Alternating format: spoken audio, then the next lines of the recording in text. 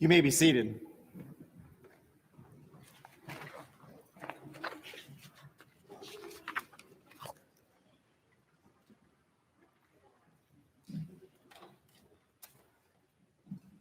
Members of the Board of Trustees, members of our distinguished faculty, industrious administrators and staff, our beloved alumni, family and friends,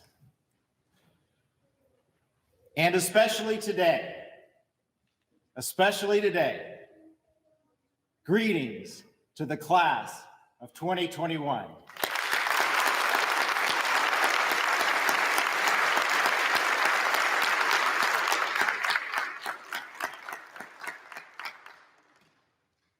We are so glad to be gathered together in this space to celebrate each and every one of you and your accomplishments.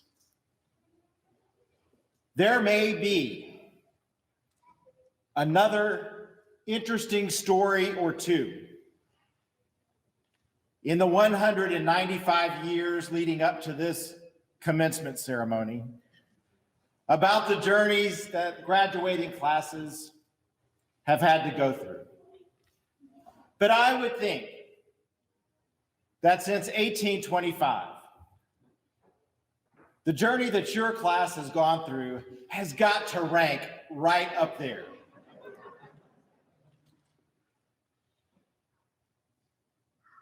We really didn't know what resilience was until we saw you over the last 12 months. We didn't know what adaptation was until we saw you over the last 12 months. But you, more than over the last 12 months, have contributed to and helped shape this seminary. This seminary, which is a community of scholars and learners and practitioners. It's a meeting place for the church universal, where we come together to share our hearts, our minds, and our souls. And you have enriched one another and have been enriched by each other.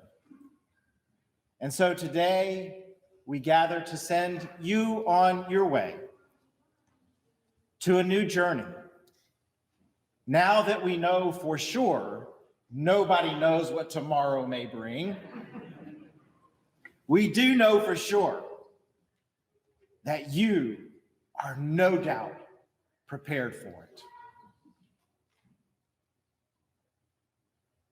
Graduates, I know you did not make this journey alone.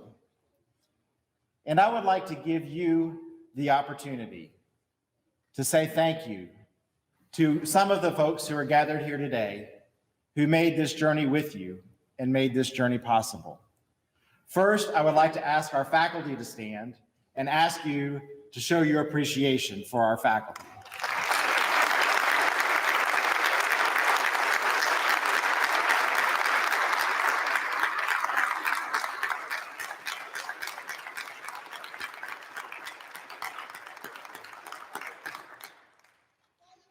Second, I would like for those whom you call your community, your family, your friends, those who are with you today, representing that great cloud of witnesses and supporters and saints that have been with you every step of the way. Would all of you who are our graduates' guests please stand and let us show our appreciation to you.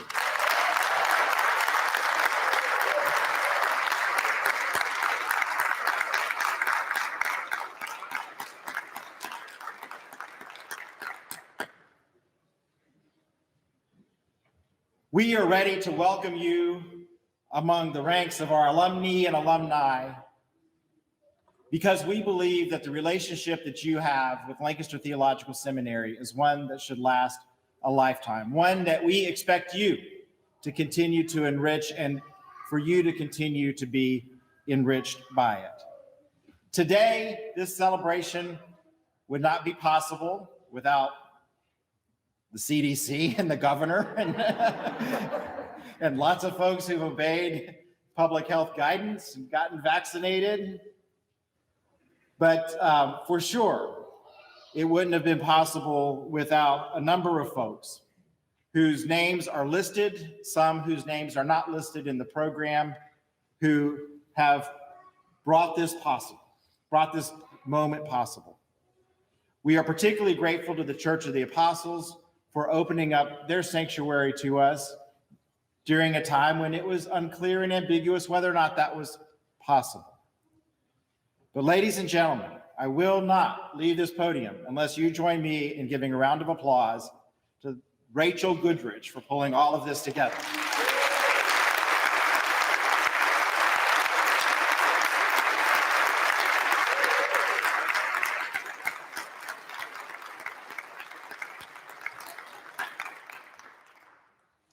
And so now as we begin as we should in prayer.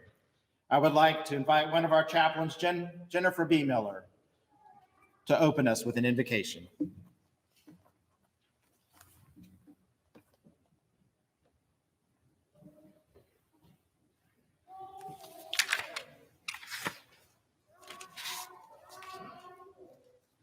Lancaster Theological Seminary community, Beloved, I invite you now to take a deep breath in and let it out. Take in the sights and sounds around you today and release what keeps you bound and distracted. I think of the time of invocation in a worship service as a time when we gather all of who we are and attune to the presence of God already here with us. And so let's ask God for our help in doing so. Will you join me in prayer? Beloved one, gather us in this morning. We are your people assembled in virtual and actual presence to honor the tradition of LTS commencement in such a time as this. We rejoice that we can be in part together in person, however distanced. Join us all together in celebration from our seats in the Church of the Apostles United Church of Christ in Lancaster, from our homes in various places, from our vehicles perhaps, and from places outdoors.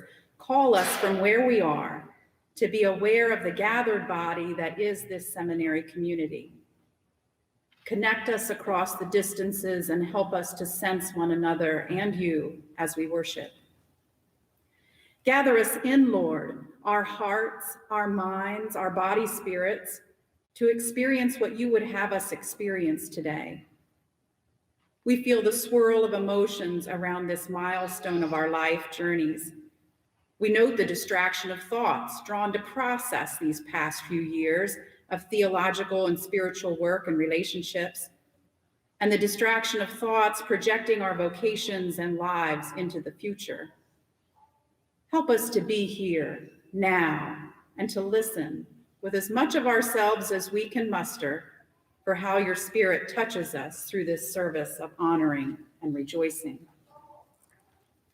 Gather us in, gentle shepherd, and take us under your wing. We recognize that every life change brings with it losses and gains. While we relish our accomplishments and the end of rigorous graduate and postgraduate level work, we acknowledge that we will miss our seminary friends and colleagues, our teachers and mentors, and yes, maybe the process of seminary education. Help us make room for our grief in this transition and for the other losses we've experienced during our time in seminary, especially in this past year.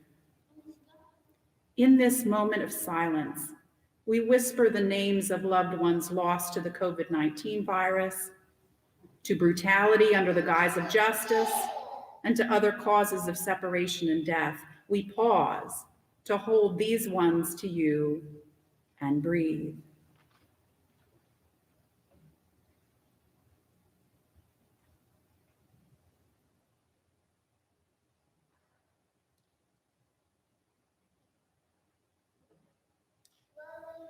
Surround us with your comforts and invigorate our action to proclaim the way of Christ in the face of oppression and hate.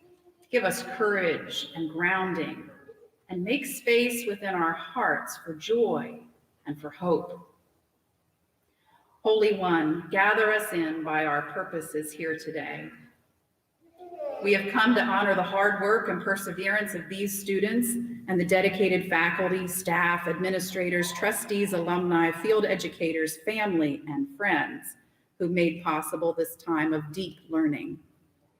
Help us express our gratitude to those who have taught and companioned us on our journeys and whose words and actions will speak to us well into the future. We have also come to worship you, O God, the one who makes us whole, the one who calls us collectively to be a voice and vessel of truth and love in the world. May we feel the weight of the mantle of your calling and the easiness of your yoke as we celebrate this ending and this beginning. Amen.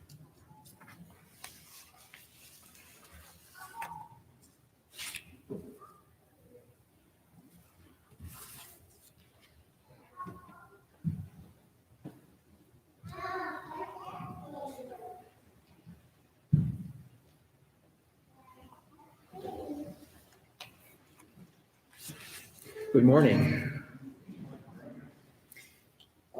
I'm Reverend Ken Daniel, and I bring you greetings from the Board of Trustees of Lancaster Seminary on behalf of our chairman, who sends his regrets, but also his congratulations to you all for what this day represents, both looking back as well as looking forward.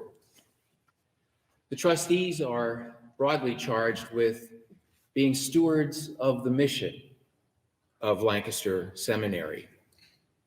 And today we celebrate your many achievements, your many accomplishments.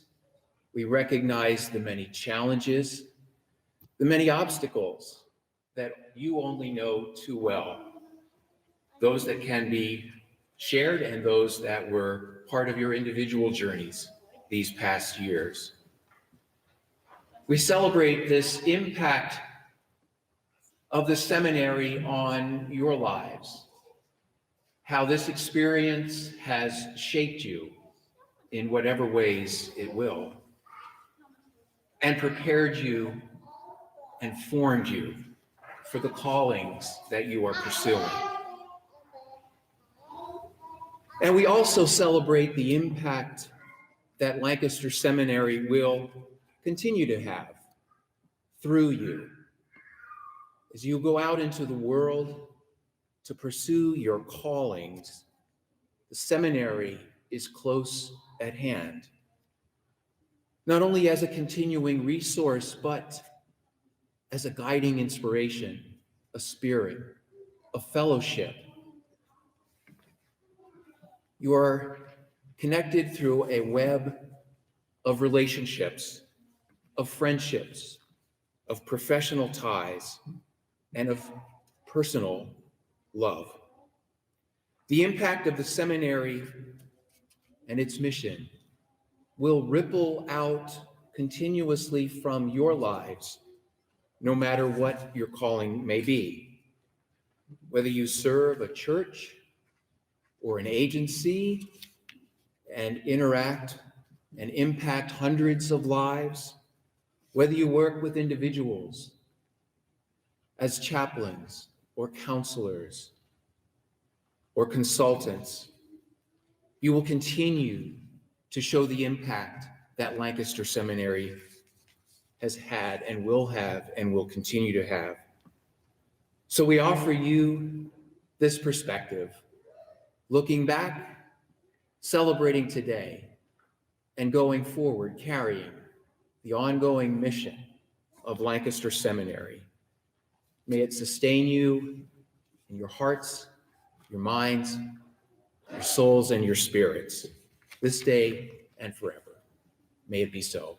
Congratulations.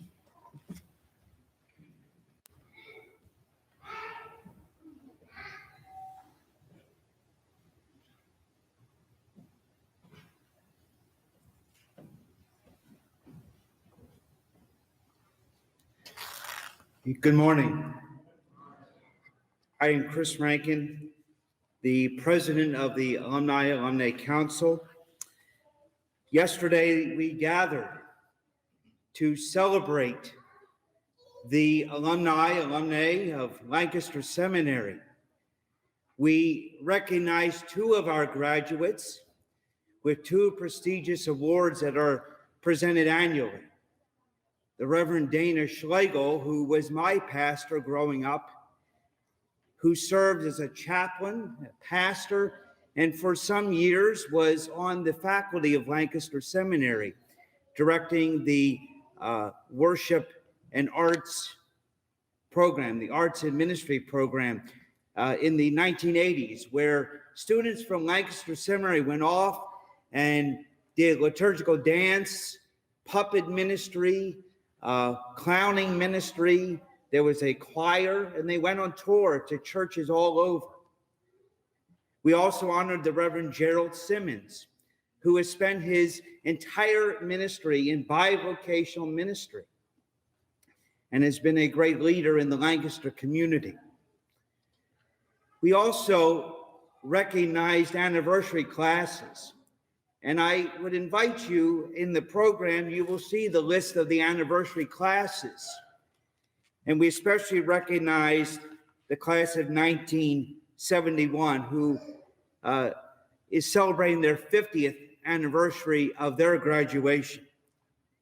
And a member of that class, the Reverend Jack Espenshade, who I am proud to be his pastor, shared some reflections yesterday with us about their time at Lancaster from 1968 to 1971. And as I listened to Jack's remembrances, one of the things that he shared was that during that time, there was a transition in leadership. For President Robert Moss left to become the president of the United Church of Christ. And then there was an interim president. And then in 1970, President Glass came. Well, that fits with you. You have experienced some transition at Lancaster Seminary. Now, he also shared that technology was not what it is today. So we've advanced as well. And I encourage you to go on the YouTube and listen to what technology was like back then. But also, as we gather today, I'm reminded that 20 years ago, this September, I began my studies at LTS. And just weeks into our time at LTS, we experienced 9/11. And now you have experienced something during your seminary time, and that is the global pandemic. And so we, the Alumni Council, wish you well as you begin this new part of your journey. May God bless you wherever you go in these days ahead. But we ask you, do not forget Lancaster Seminary, for we will call upon you to share your gifts. That will be your skills that you can do to help build up the Lancaster community. And yes, we will call you and ask you for money.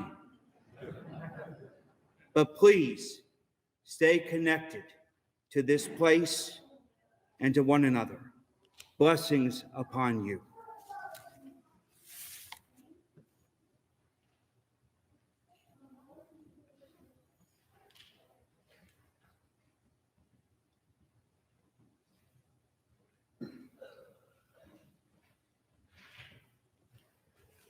The song I'm about to sing, I almost said we're about to sing.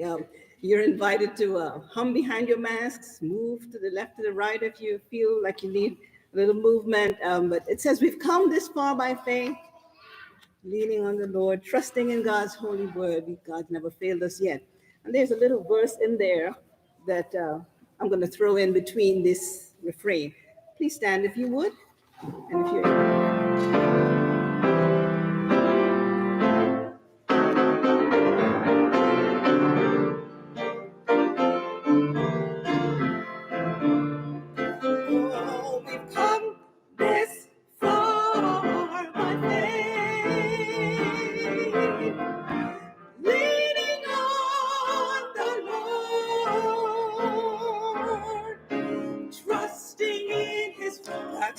holy word.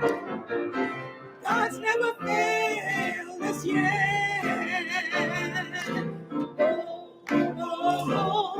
Oh, can't turn around. We've come this far by faith.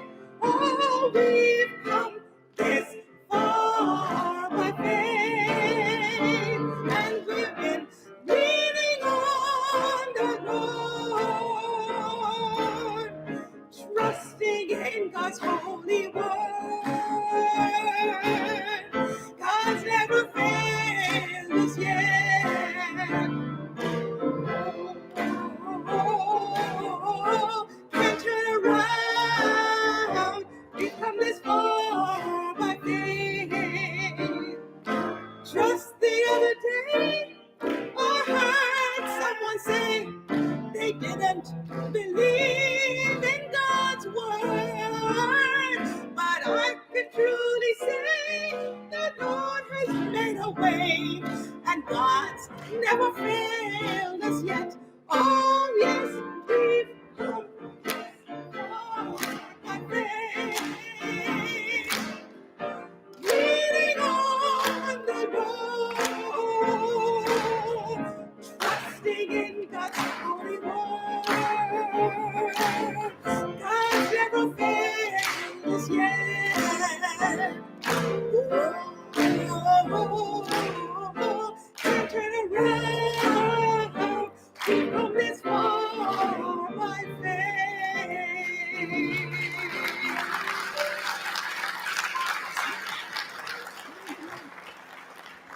Have your seats.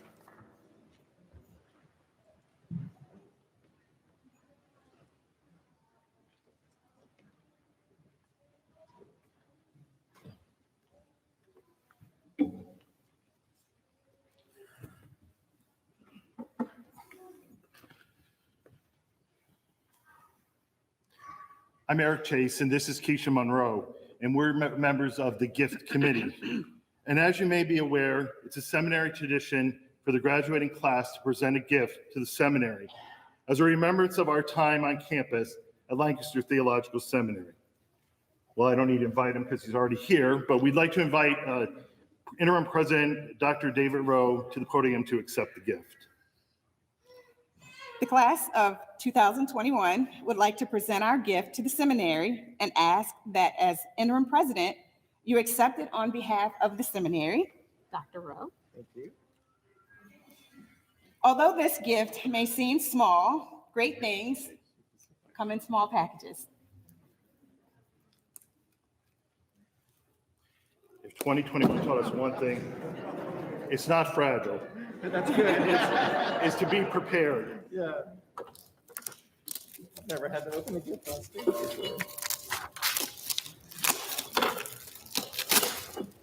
If you would hold it up to them. Clap on, clap off, clap on, clap off, the clapper.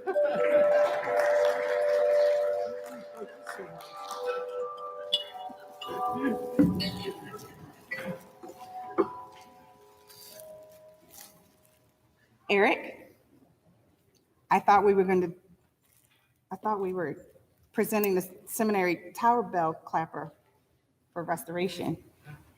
The clapper. Oh, Not not the- the clapper. Oh, I'm sorry, Keisha, but that was a joyful noise that you all made with your chimes for the class of 21.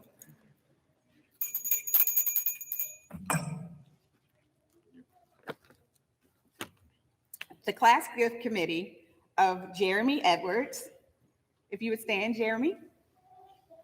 Martha Harris, Chandola Tillman, Eric Chase, and myself met to select and organize our gift presentation today.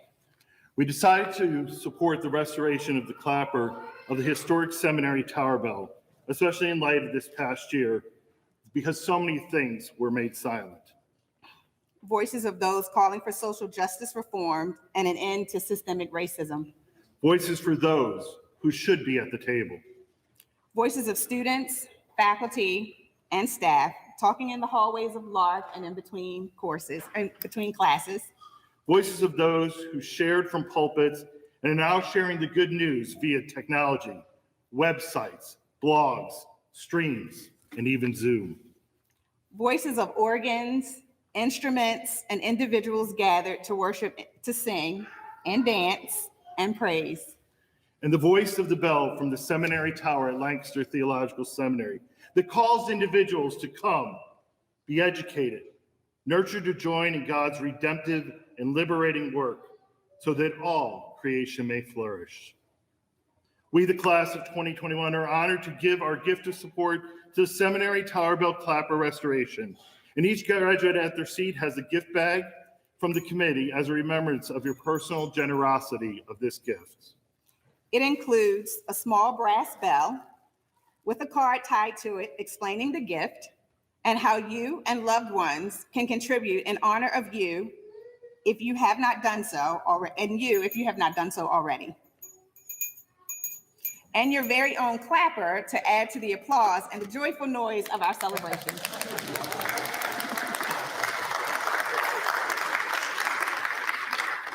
We leave you with the poetry of John Donne from his Meditations 17 and the source of Hemingway's novel entitled For Whom the Bell Tolls.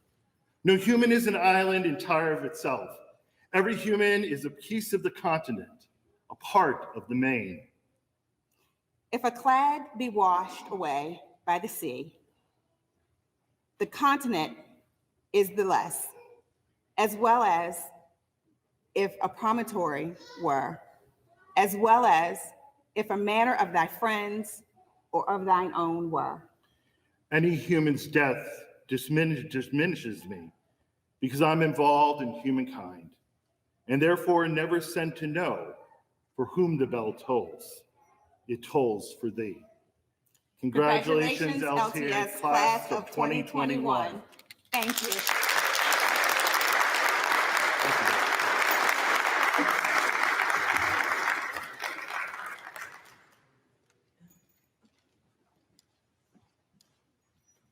Let me say a quick word of thanks to the members of the gift committee and for this presentation.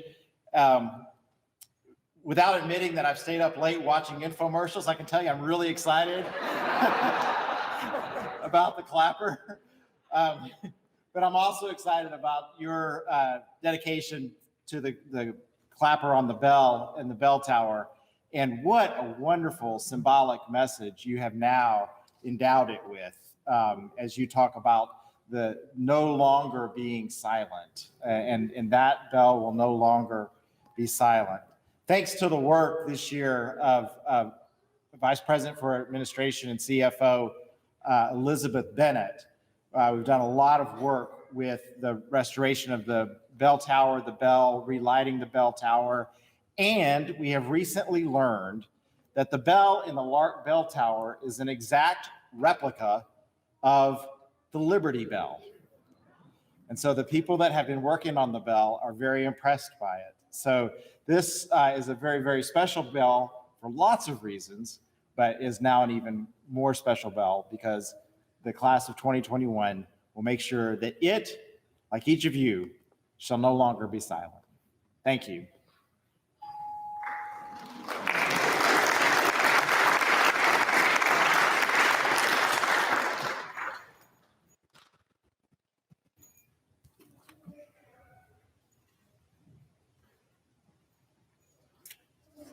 Our scripture reading this morning comes from the book of Esther. Then Esther spoke to Hathach and gave him a message for Mordecai, saying, all the king's servants and the people of the king's provinces know that if any man or woman goes to the king inside the inner court without being asked, there is but one law. All alike are to be put to death. Only if the king holds forth the golden scepter to someone, may that person live. I myself have not been called to come in to the king for 30 days.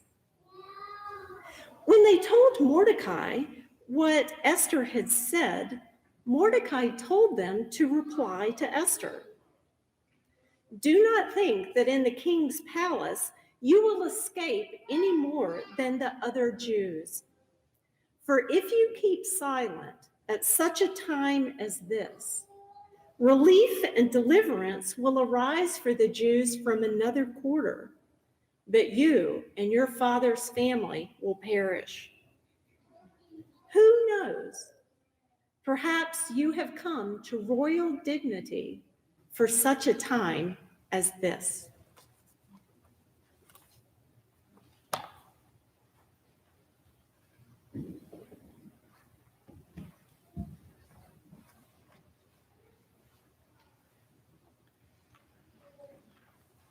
In Florida, Naples United Church of Christ is the 8th largest and one of the fastest growing congregations in the denomination.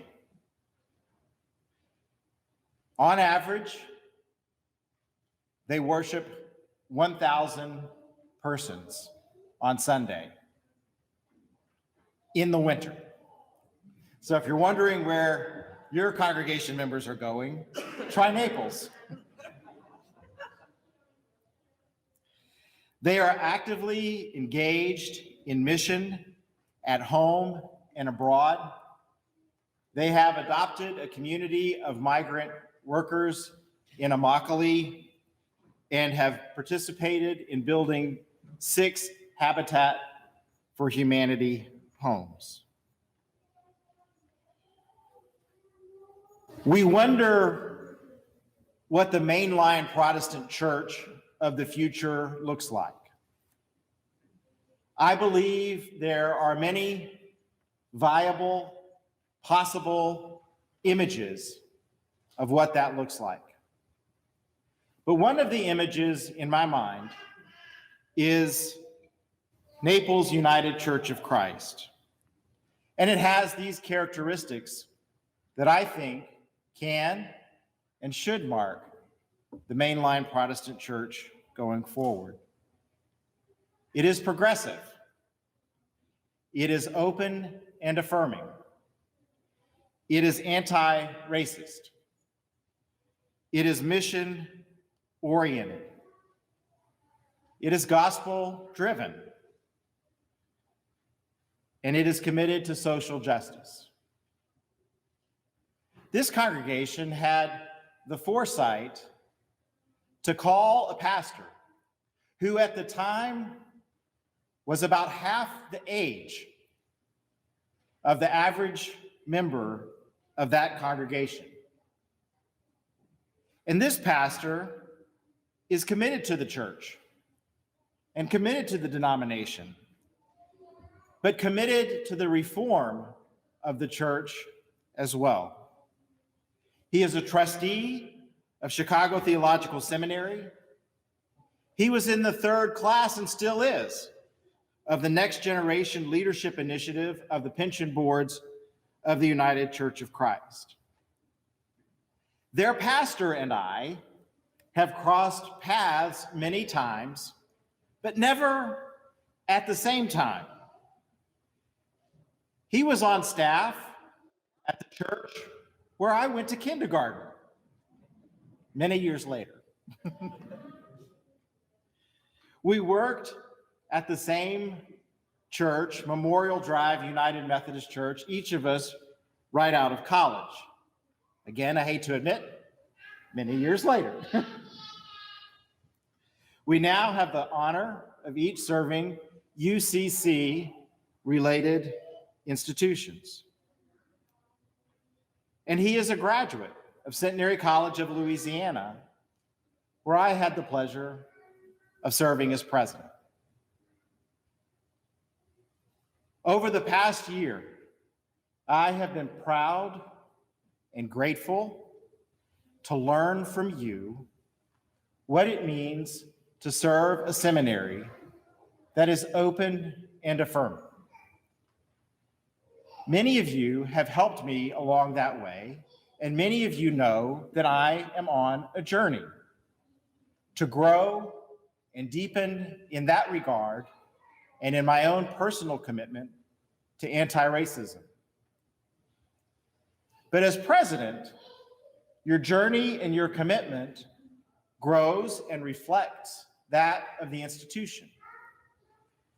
In 2009, as a young, new, first-time president of an institution that didn't have the benefit of the language of open and affirming, or of that stated commitment,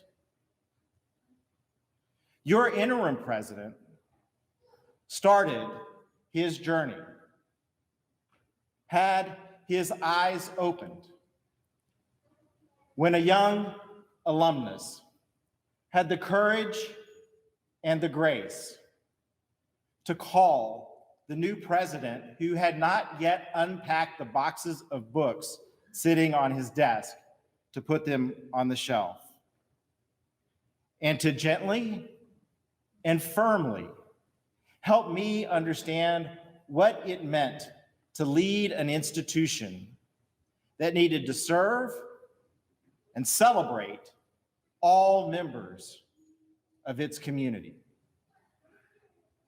There were probably antecedents to that moment on my journey. But I would have to say that that's my story, my origin story of when that first became clear to me that the church and the academy must learn to live and lead in exactly the way this pastor lives and leads. And that is integrating love with justice, in everything he does. And the young, courageous, bold alum with, I have to say, some temerity at a very young age, today is your commencement speaker, my friend, the Reverend Dr. Dawson Taylor.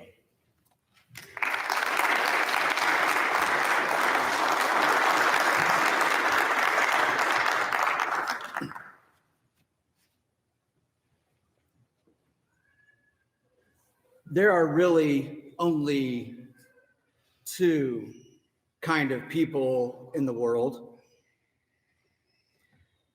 People who love cats and everyone else. Bill was in that latter category.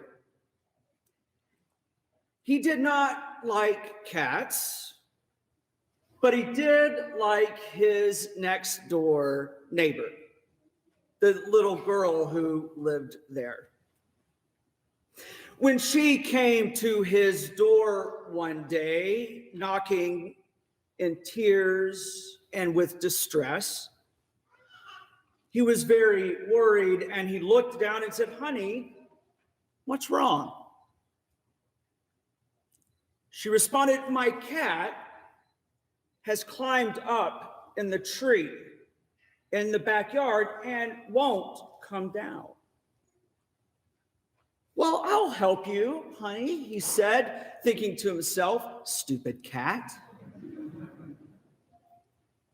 They went next door, and sure enough, the cat had climbed up to the very top of a tall, young tree that Bill had planted a year ago, a sapling, really.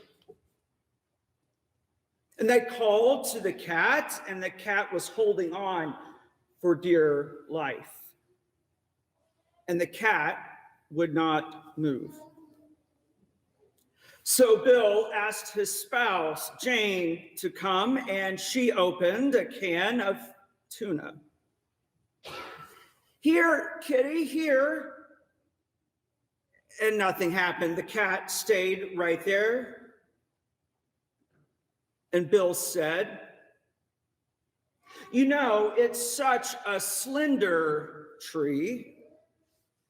I bet if I grab hold of the trunk and pull it down, you could just grab the cat."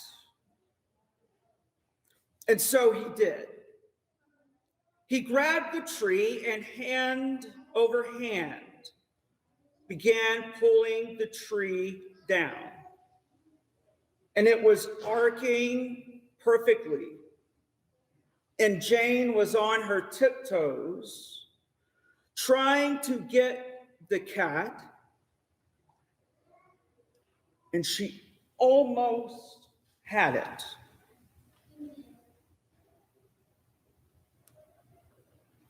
Bill didn't mean to do it, but somehow he lost his grip on the tree. It whipped back, and the cat went sailing into space, never to be seen again. Bill and Jane consoled their little neighbor and went home heartbroken. And Bill thought, well, that's the end of that. The very next day, Bill was in the grocery store and bumped into one of his other neighbors who lives behind them. And in the grocery cart were cans of cat food, a little collar, and a mouse. And he said, "Why, Doris, I didn't know that you and Jim had a cat." And she responded, "We didn't. But the oddest thing happened yesterday. We were in the backyard, and this cat came flying out of the air and landed at our feet. And Jim said to me, "Look, Doris, the Lord has sent us a cat." 2021 Lancaster Theological Seminary graduates, you are the cats. My friend President Rowe, Board of Trustees, esteemed faculty, dedicated staff, spouses, partners, families, and honored graduates of Lancaster Theological. What a privilege to be among you for this, the 196th commencement. I bring you greetings from Naples United Church of Christ in Naples, Florida, where I must admit it is much warmer today, in one of your sibling United Church of Christ congregations. A congregation that is slightly younger than this august institution and will celebrate our 50th anniversary in 2 years. I also bring greetings from your sibling United Church of Christ Seminary, Chicago Theological Seminary, and our president, Reverend Dr. Stephen G. Ray, where I have the privilege of serving on the Board of Trustees, and we finished our spring meeting yesterday, another blessed Zoom call. These are challenging, interesting, and dare I say, exciting times to be leading faith communities in America. Lancaster has trained you, but my friends, God has prepared you for such a time as this. I want to make sure you heard that. Lancaster has trained you, but my friends, God has prepared you for such a time as this. You see, I know this because no one would be bold enough to take on the great challenges of the church today if it were not a calling of God.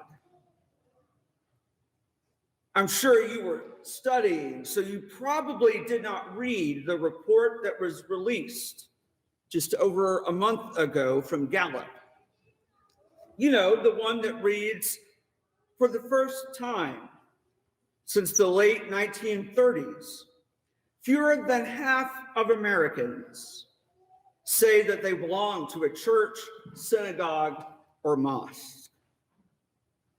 47% of Americans now say they belong to a house of worship, down from 70% in the mid-1990s and 50% in 2019. The decline is part of a continued drop in membership over the past 20 years. Gallup goes on to report that approximately 1 in 5 Americans, 21%, is now a nun.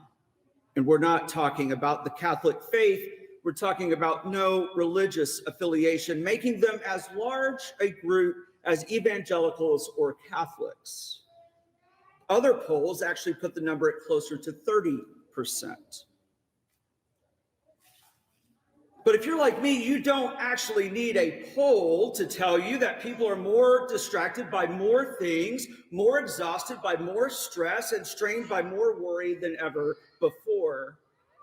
And that was before we discovered a virus across the globe in 2019.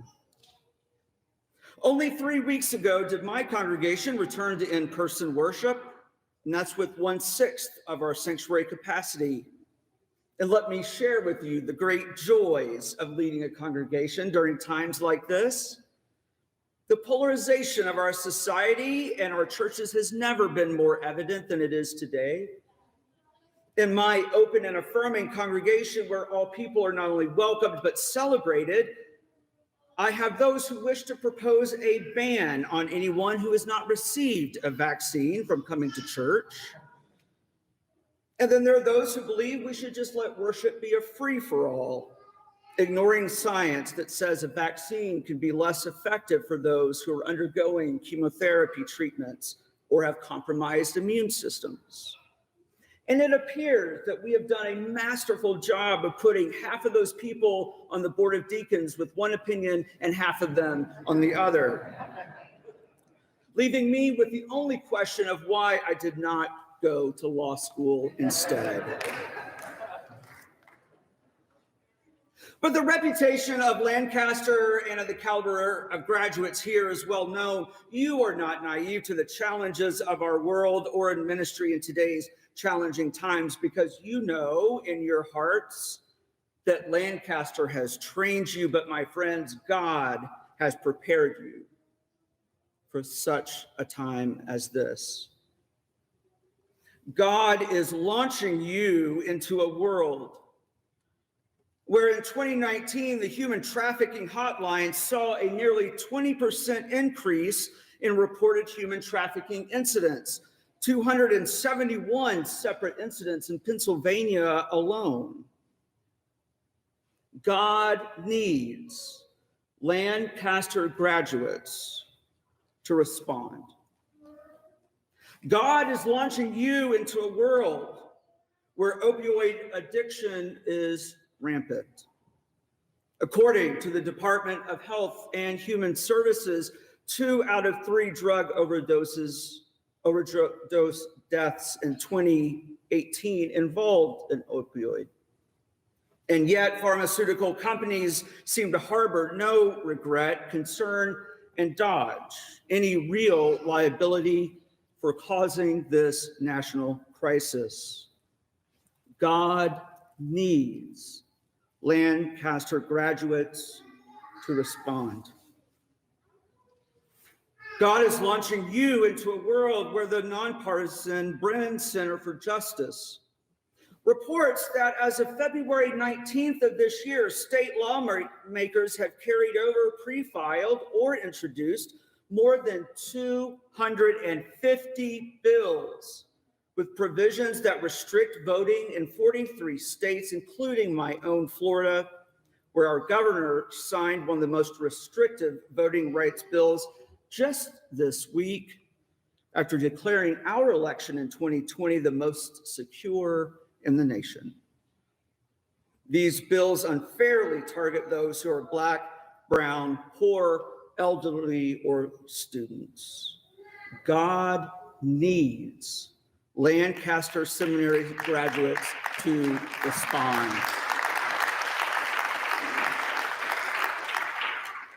God is launching you into a world where transgender young people are under legal and physical attack. Just last month, the state of Arkansas became the first state to outlaw gender-affirming treatment for those under 18, even with parental consent. Despite a gubernatorial veto, the House overrode it to make bigotry the law of the state. The next state up, my home state of Texas, which wants to classify gender-affirming healthcare to an adolescent as child abuse. God needs Lancaster Seminary graduates to respond.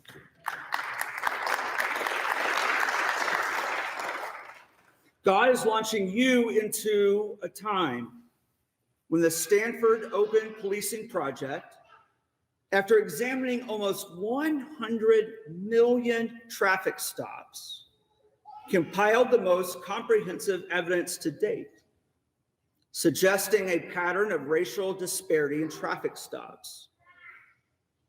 And now the results show that police have stopped and searched Black and Latinx drivers based on less evidence than used in stopping white drivers, who are searched less often, but more likely to be found with illegal items.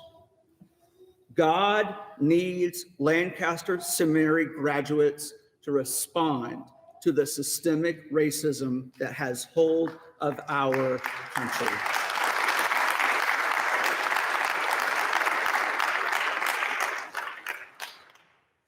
The people in your pews will turn to you and say, Father, Pastor, Mother, Rabbi, Imam, why does a loving God allow things like this to happen? And I'll just go ahead and tell you, they'll ask it on a Sunday after you've preached and you're exhausted and spiritually spent and your kids want to go home. But they won't want a cliche answer that fits on a bumper sticker. But when they do, please do not forget the gospel, the good news today that Lancaster has trained you, my friends, but God has prepared you for such a time as this. Lancaster class of 2021, could you begin to feel the ground beneath you rocking? God is about to launch you into the next great calling, into a world filled with hurting and hungry people who yearn for physical and spiritual nourishment. The ones who will turn to you for sustenance are waiting. The task can feel overwhelming and exhilarating at the very same time. Are you ready?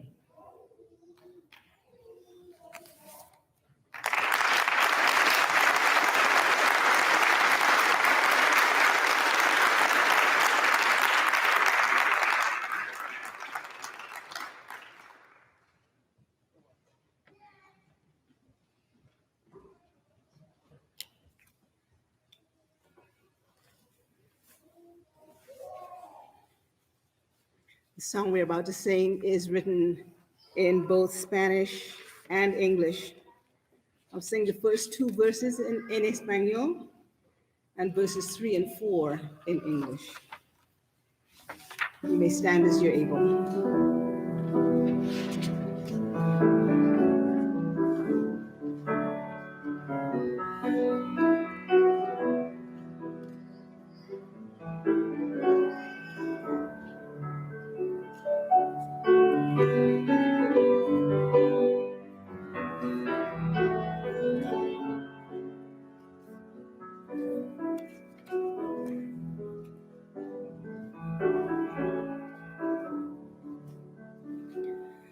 Pues si vivimos,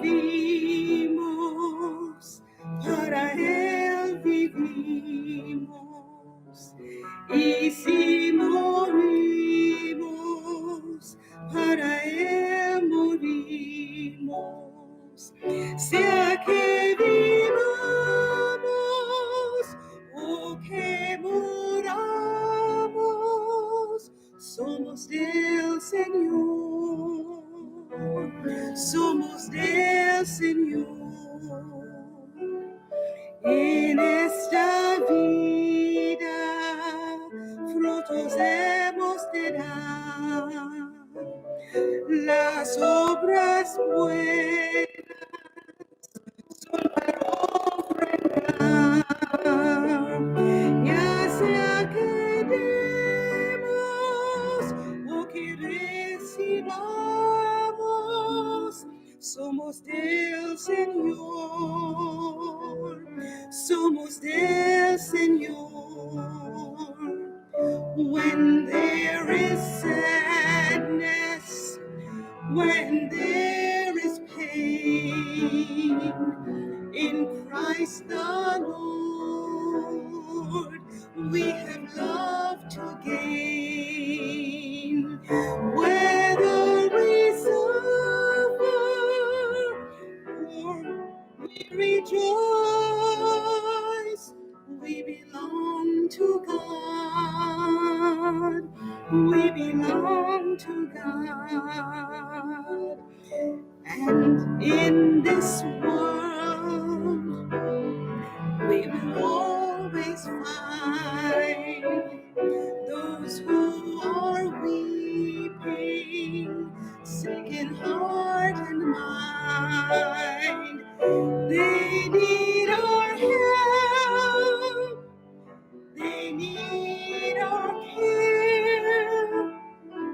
We belong to God. We belong to God.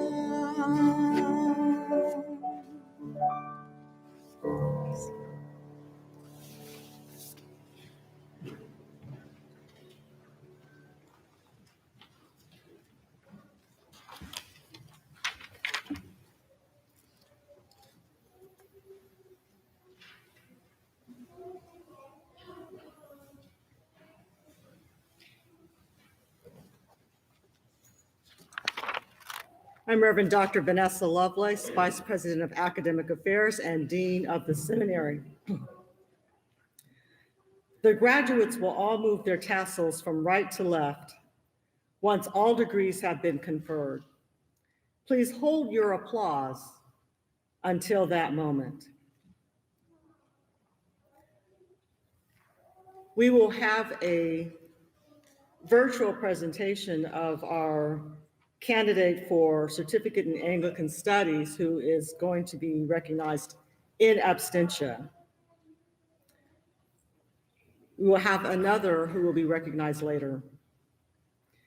Mr. President, because the student has completed the prescribed course of theological study, I am authorized by vote of the faculty and trustees to present him as a candidate for the Certificate in Anglican Studies.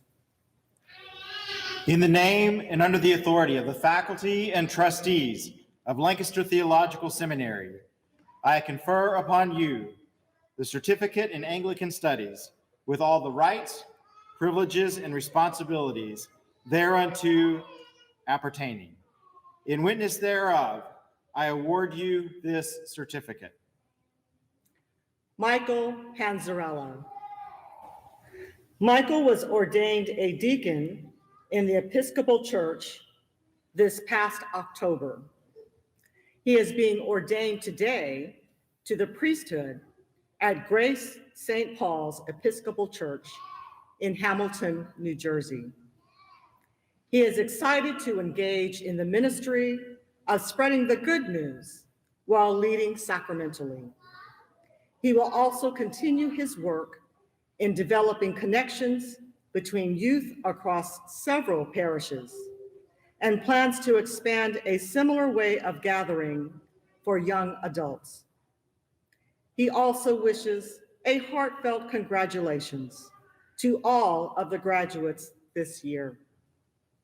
Further, he is deeply grateful for the seminary and its professors, present and past, for its work in developing critical thinkers with care and compassion. We will now recognize the Master of Arts in Religion. Will the candidate for the degree of Master of Arts in Religion please rise? Mr. President, because the student has completed the prescribed course of theological study, I am authorized by vote of the faculty and trustees to present him as a candidate for the degree of Master of Arts in Religion. In the name and under the authority of the faculty and trustees of Lancaster Theological Seminary, I confer upon you the degree of Master of Arts in Religion with all the rights, privileges, and responsibilities thereunto appertaining. In witness thereof, I give you a diploma and cause you to be invested with a hood for this degree.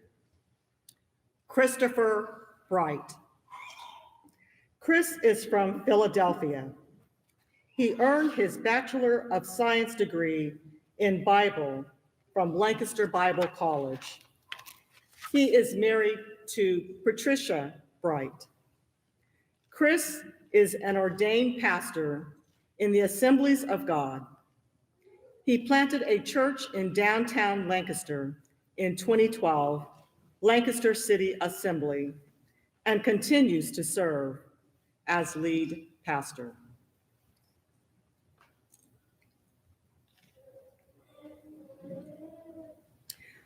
The Master of Arts in Ministry and Leadership.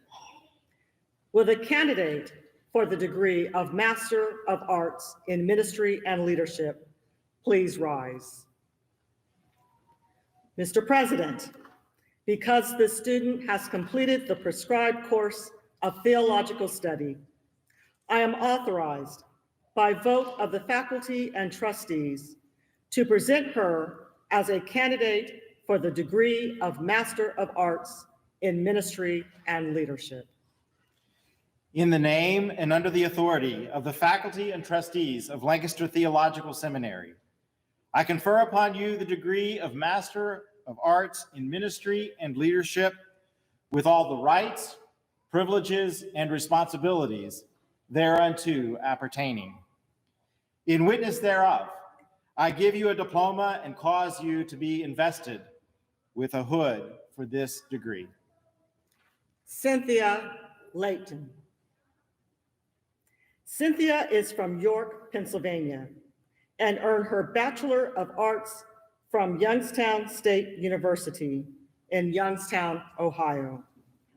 Cynthia's husband is Morris C. Layton III, and they are the parents of Janelle and the late Anthony Layton. Cynthia was formerly employed in human resources and is currently teaching in secondary education.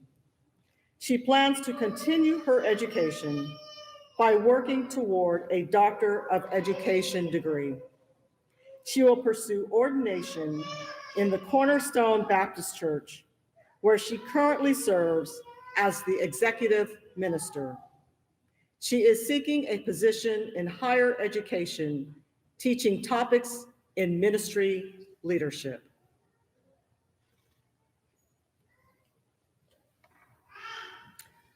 The Master of Divinity.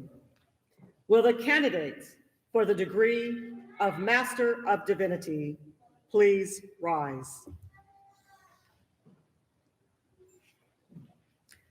Mr. President, because these students have completed the prescribed course of theological study, I am authorized by vote of the faculty and trustees to present them as candidates for the degree of Master of Divinity.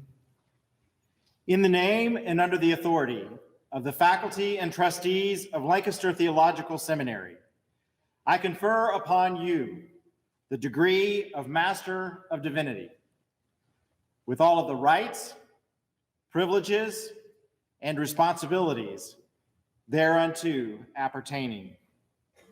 In witness thereof, I give you a diploma and cause you to be invested with a hood for this degree. Eric Chase. Eric is from York, Pennsylvania.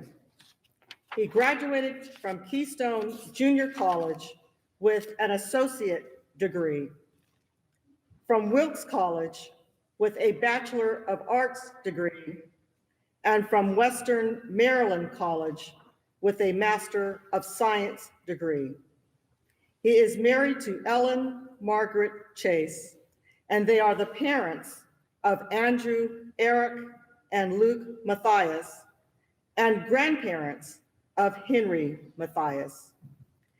Eric's most recent career is as the Executive Director, CEO of the Children's Aid Society, Southern District of Pennsylvania, Church of the Brethren, where he will continue. Eric is a candidate for ordination as a teaching elder, minister of the Word and Sacrament in the Presbyterian Church, USA. Jeremy Philip Edwards. Jeremy is from St. Louis, Missouri, and earned his bachelor's degree from Alabama A&M University. His master's degree is from Lindenwood University. He plans to pursue a PhD in public policy to aid in the fight against the marginalization of LGBTQIA and other disenfranchised persons. Most recently, he was employed as a store manager in training at CVS Pharmacy. He is seeking ordination in a non-denominational organization and will be commissioned as senior pastor of Freedom Change International Fellowship. Ellie Alicia. Ellie lives in Lancaster. He serves as a clergy person in the Evangelical Church, winning all denomination. He earned both his Bachelor of Arts degree and his master's degree from Ekwa Jos Theological Seminary, Plateau State, Nigeria. His spouse is Lottie, and they are the parents of Miracle, Marvel, and Maisha. Before entering seminary, Ellie served as a clergy person. He plans to earn a PhD in leadership at Dallas Baptist University, where he has been admitted. He will pursue ordination. He also plans to teach and to incorporate his knowledge of leadership. Robert Garvey. Robert is from Millersville, Pennsylvania, and graduated from Cornell University with a Bachelor of Science degree. His spouse is Dr. Kimberly Garvey. They are the parents of Bobby, Jack, and Maggie, and the grandparents of one. Robert plans to pursue a Doctor of Ministry degree and ordination in the United Methodist Church. He will start as full-time pastor at West Willow United Methodist Church on July 1st. David Gordon. David resides in Lancaster. He earned his BFA from the Tyler School of Art of Temple University. His girlfriend is Laura Heller. Previously, he was employed as a life coach at Water Street Rescue Mission. David will continue his education, earning a Master of Science degree in clinical psychology at Fort Hays State University. Sean Gray. Sean is from Harrisburg, Pennsylvania, and earned his Bachelor of Arts degree from Messiah University. He is married to Molly, and they are the parents of Gideon and Mercy. Sean's most recent career has been in youth and outdoor ministry.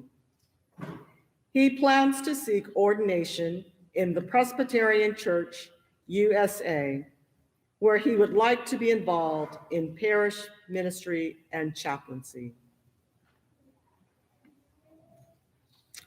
Latifa Griffin Rogers. Latifa is from Chester, Pennsylvania. She earned her Bachelor of Science from Cheyney University and her Master of Science in Pastoral Counseling from Newman University. Her partner is Keisha Rogers. She has worked most recently as a therapist. She plans to pursue ordination in the Unitarian Universalist Church and a position in parish ministry. Martha Harris. Martha lives in Lancaster and earned her Bachelor of Arts degree from Dickinson College. She earned her first master's degree from Harvard Kennedy School. She is married to Randy Harris, and they are the parents of Amanda Harris Eden, Chris Eden, LTS 2011, her son-in-law, and Catherine Elise Harris. They have 4 grandchildren. Martha is an entrepreneur and founder of Physika Group, a social enterprise that creates smart wellness solutions. Martha is in the ordination process in the Episcopal Church with a goal of becoming an ordained priest. Martha is also receiving the certificate in Anglican Studies. China Maryang Cook. China is from Far Rockaway, New York, and graduated from the New School University with her Bachelor of Arts degree. Her fiance is Carl Arnez Ellis III. She is the mother of Stuart Forbes, Nico Cobb, Nanbal Walshak, Nandi Walshak, and Situn Walshak. China was most recently employed as an enrichment teacher for the New York City Public Libraries. She has been accepted into the Pacific School of Religion, where she will be continuing on for a Doctor of Ministry degree.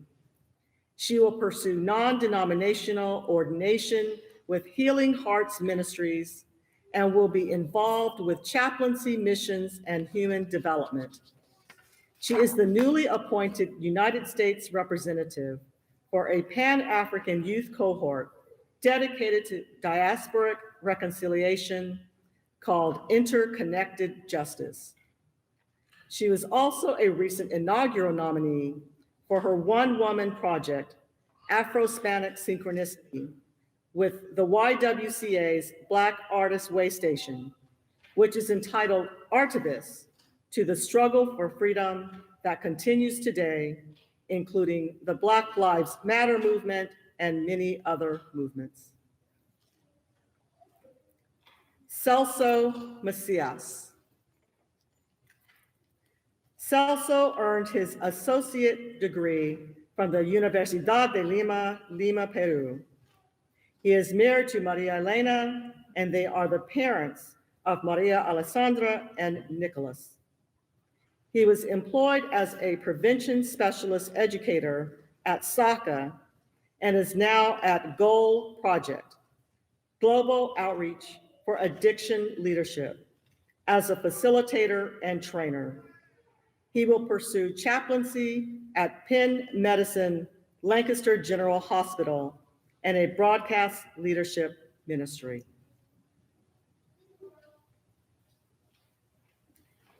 Shadrach Miekelo.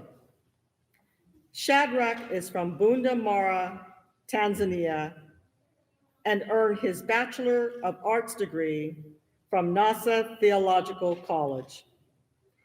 He is married to Sarah, and they are the parents of Eunice, Aliyah, and Lucia. Shadrach was most recently employed as a church pastor. He plans to pursue a Master of Arts in Theology at Seattle Pacific University. He is ordained by the Africa Inland Church, Tanzania. He will seek a position in pastoral ministry and as a theological teacher.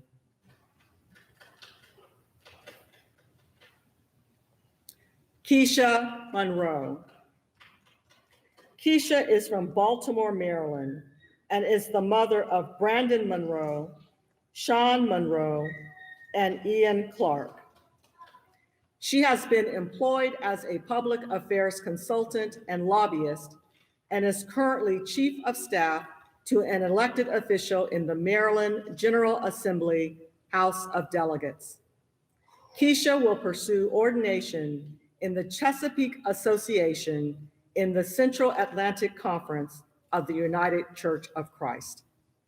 Her specialized ministry focuses on feeding homeless youth, providing basic survival necessities, hot meals, and culinary training to teach a marketable skill, while holding small group Bible study and service through a dinner church model once a month. She plans to be bivocational and continue anti-racism work with the conference with a focus on youth and public policy. She is also willing to serve as pulpit supply when requested. Jonathan Paredes. Jonathan is from New Haven, Connecticut. He earned his associate degree from Gateway Community College and his Bachelor of Arts degree from North Point Bible College. He is married to Lucy Santiso de Leon. He has served as a youth group leader, and he hopes to pursue ordination in the United Church of Christ.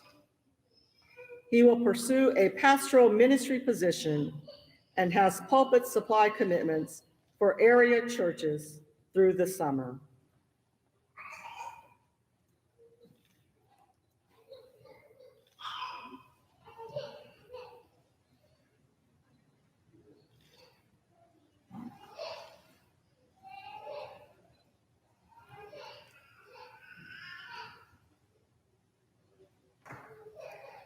Louise Rank.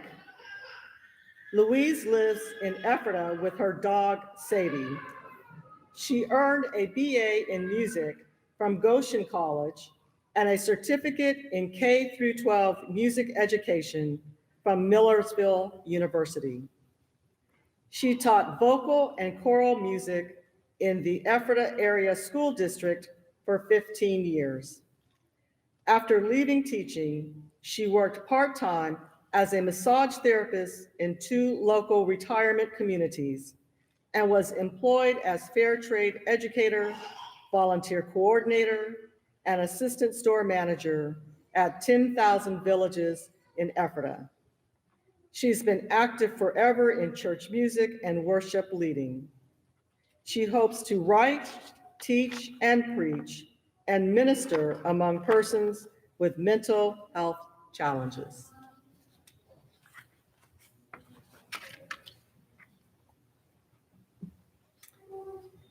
In absentia, Elizabeth Shuba.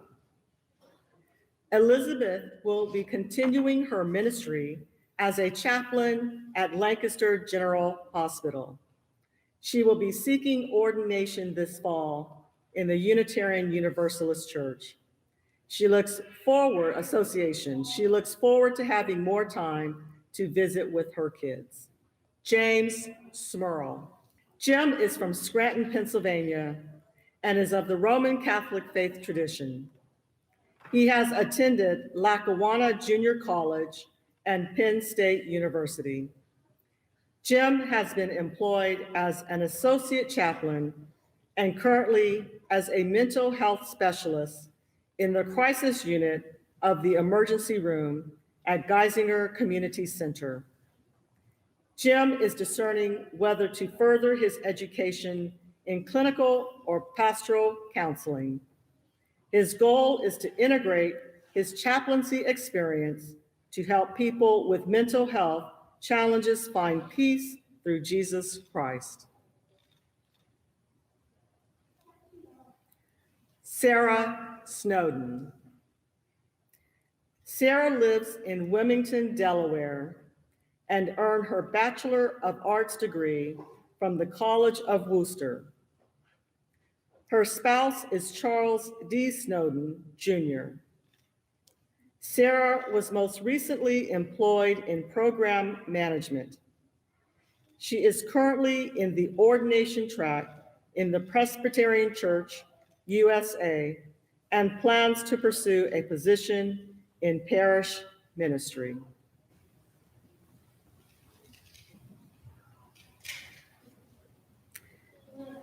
In absentia, Beth Thompson. Beth is from Lancaster, Pennsylvania, and earned her Bachelor of Science degree from Albright College. Her wife is Jennifer Thompson, and they are the parents of Dylan, Jean-Luc, and Brianna. Beth was most recently employed in finance and plans to continue her education at the University of Maine in narrative pastoral care. She will pursue ordination in the United Church of Christ and would like to obtain a position in chaplaincy. Chandola Clarice Tillman. Chandola is from Baltimore, Maryland, and earned her associate degree from the Community College of Baltimore.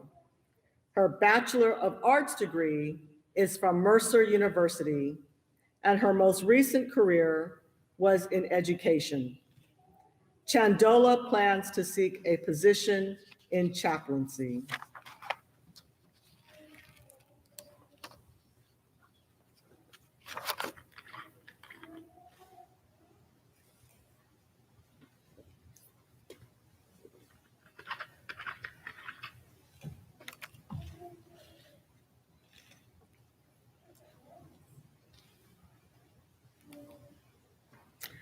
Will the candidates for the degree of Doctor of Ministry please rise?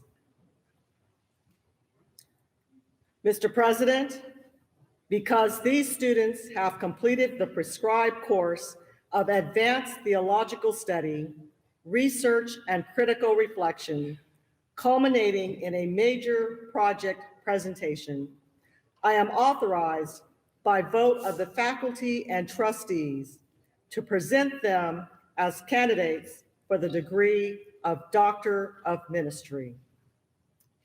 In the name and under the authority of the faculty and the trustees of Lancaster Theological Seminary, I confer upon you the degree Doctor of Ministry with all of the rights, privileges, and responsibilities thereunto appertaining.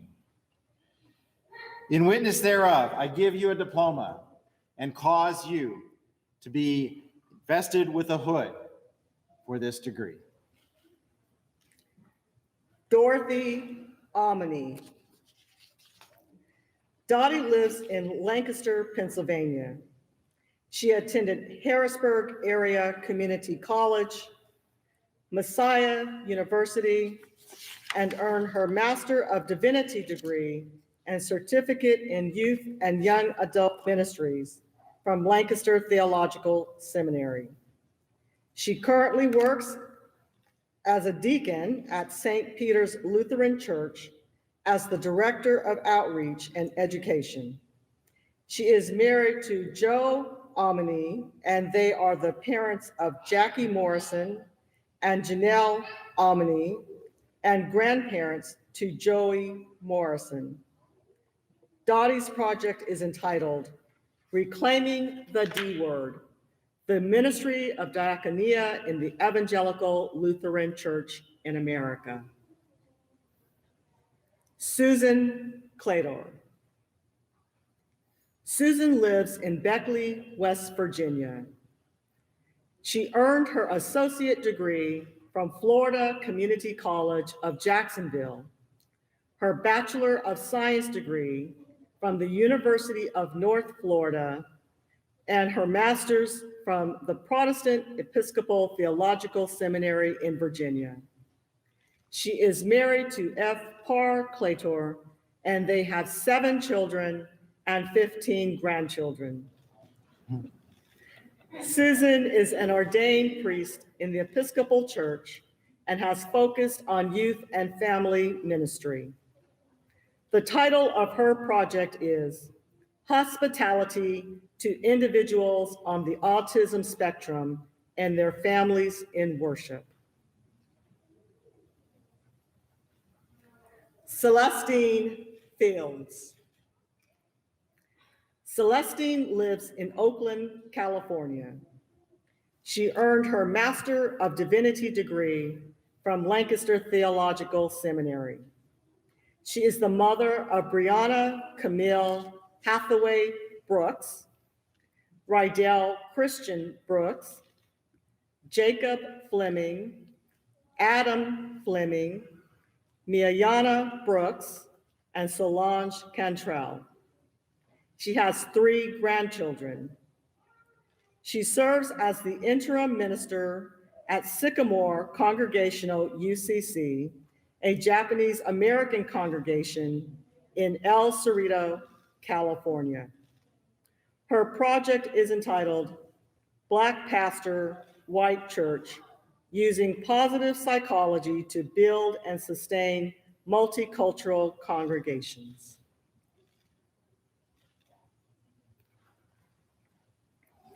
Daniel Jorman. Daniel lives in Lancaster, Pennsylvania. His associate degree is from Gloucester County College, now Rowan College of South Jersey. His Bachelor of Arts degree is from Rowan University, and his master's is from Lancaster Theological Seminary.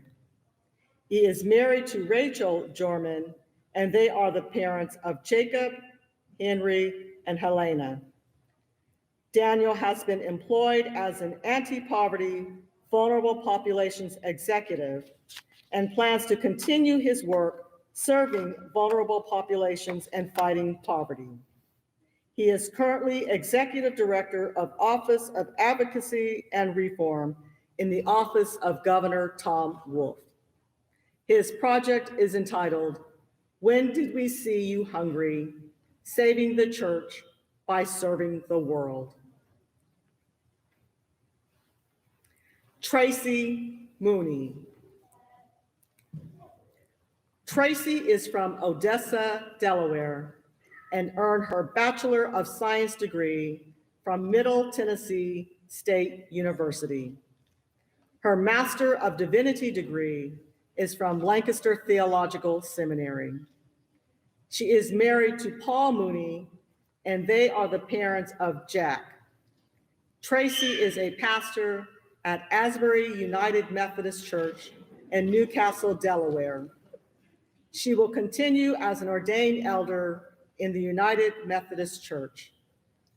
The title of her project is Cultivating a Culture of Electronic Evangelism. Linda Moore. Linda lives in Philadelphia, Pennsylvania. She obtained her associate degree and her Bachelor of Arts degree from Eastern University. Her master's degree is from Lutheran Theological Seminary in Philadelphia. She is the mother of Kashia Monet Montgomery and has 2 grandchildren. She is the full-time pastor and property manager at New Cortland Senior Services. Linda plans to continue her education in counseling. Her project title is Pastor Can We Talk? Are pastors of Black churches providing the needed support to Black women with regard to sexual abuse? Patricia Rose Prendergast. Patricia is from Atlantic City, New Jersey. Her Bachelor of Arts degree is from Merrimack College, and her master's degree is from LaSalle University. She is employed as a social worker. The title of her project is Once Upon an Agency, Faith Led the Way.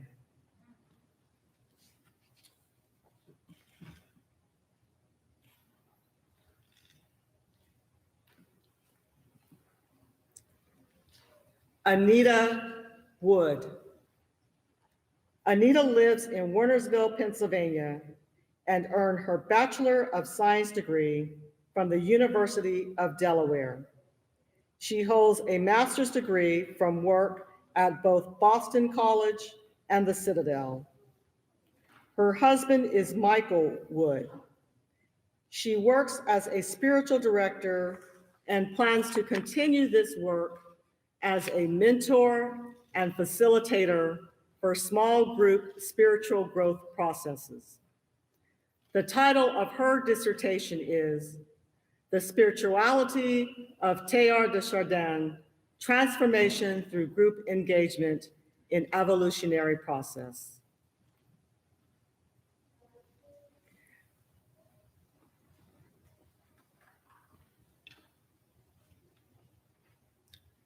Graduates, as you are able, please stand. You may now move your tassels from right to left.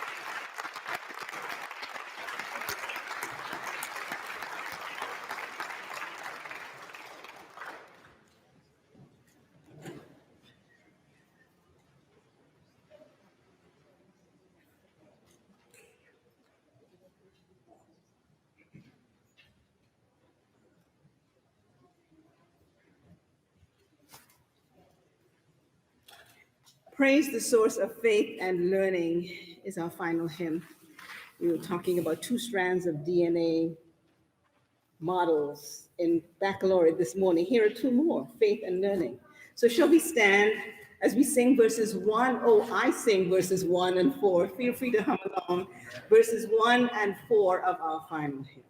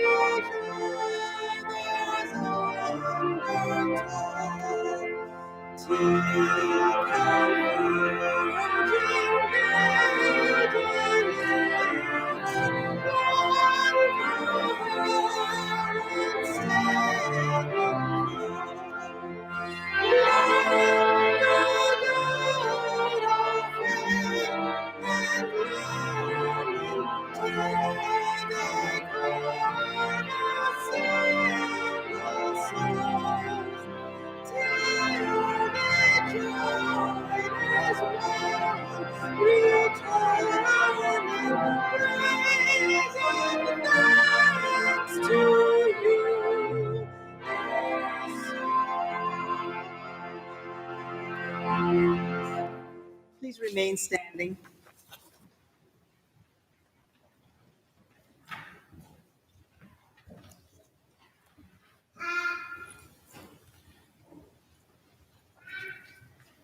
You may be seated. You notice how long I thought about contradicting Dr. Williams? She and the bulletin have it consistent.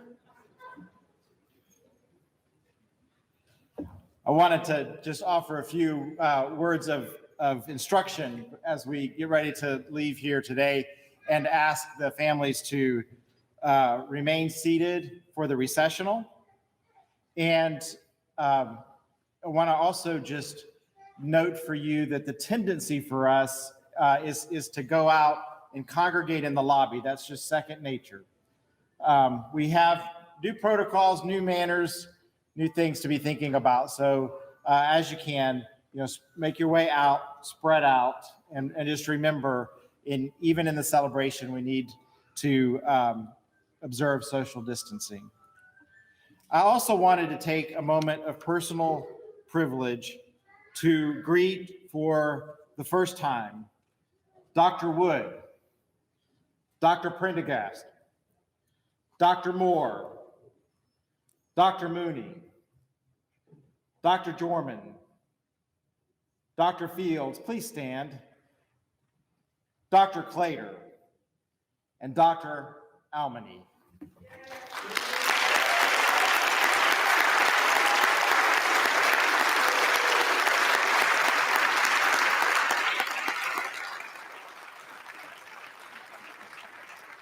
You are now doctors of the church, and we are so proud of you. You may be seated. Now, to our graduates, I offer this charge. Be relevant. Teach the communities you serve to care for creation. Find a culture you don't understand and immerse yourself in it. Embrace the digital age and give it a soul. Be financially secure. Continue to learn while you work. Develop marketable skills that will enhance your ministry. Connect with those whose success you wish to emulate. Be a source of hope and healing. Have the courage to convene difficult conversations that model for your community and the world civil discourse. Actively work to promote diversity, equity, inclusion, and social justice.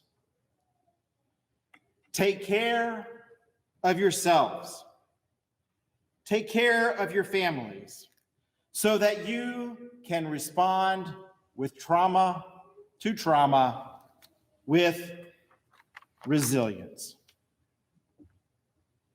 And now, may the Lord bless you and keep you. May the Lord make God's face to shine upon you and be gracious unto you. May the Lord lift up the light of God's countenance upon you and give you peace. Amen.